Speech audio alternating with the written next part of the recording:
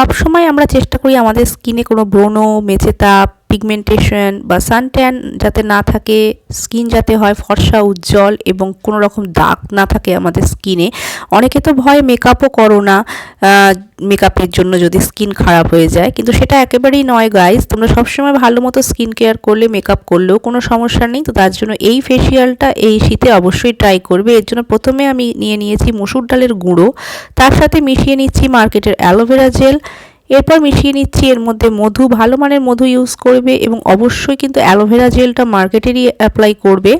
এবং সব কিছু মেশানোর জন্য নিয়ে নিচ্ছি এখানে গোলাপ জল। এরপর ক্লিন অ্যান্ড ক্লিয়ার ফেসে আমি ফেস ওয়াশ করে এসেছি। এরপরে এই প্যাকটাকে কিন্তু আমি ফুল ফেসে অ্যাপ্লাই করব। নোংরা মুখে কখনো ফেস প্যাক অ্যাপ্লাই করবে না।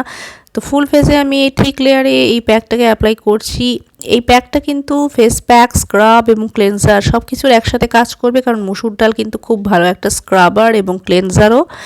সো ভালো করে ফুল ফেসে অ্যাপ্লাই করবে, এতে ডেড স্কিন সেলগুলো উঠে যাবে।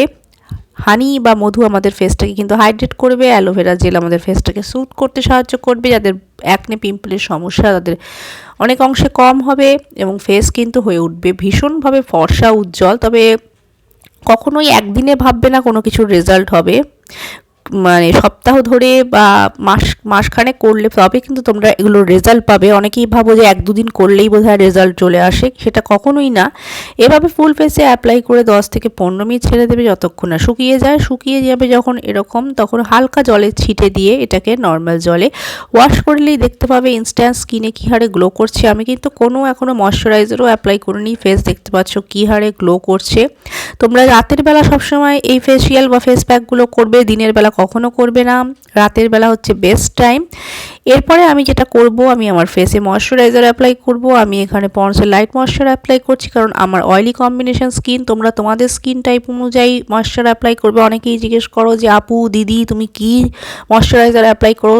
আমার ময়শ্চারাইজার অ্যাপ্লাই করে তোমাদের লাভ হবে না, কারণ তোমরা তোমাদের স্কিন টাইপ, কারোর যদি ড্রাই স্কিন হয় সে ঠিক ময়শ্চারাইজার অ্যাপ্লাই করবে, কারো যদি নর্মাল স্কিন হয় সে নর্মাল ময়শ্চারাইজার অ্যাপ্লাই করবে। এবং আমার মতো যাদের অয়েলি কম্বিনেশন স্কিন তারা এই ধরনের লাইট ময়শ্চারাইজার তোমরা অবশ্যই অ্যাপ্লাই করবে।